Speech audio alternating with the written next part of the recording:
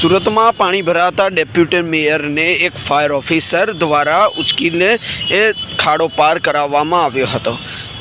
તે બાબતે શા કારણથી ડેપ્યુટી મેયરને ઉચકીને ખાડો પાર કરાવવામાં આવ્યો હતો તે અંગે ફાયર સેફટી ઓફિસર દ્વારા એક મોટો ખુલાસો કરવામાં આવ્યો છે, જે આપ જોઈ શકો છો આ વિડીયોમાં।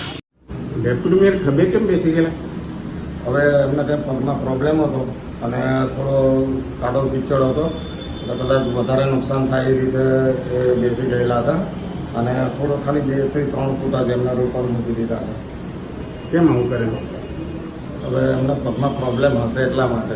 હવે અમે ફાયરના જવાનો છે હવે એટલે અમારે તો પહેલી પ્રોસેસ હોય છે કે રેસ્ક્યુ કરવામાં અમે સુરત ફાયર બ્રિગેડના દરેક ફાયર કર્મચારી હોય કે અધિકારી હોય પીછેહટ નથી કરતા। ડેપ્યુટી મેયર નાની પાડી?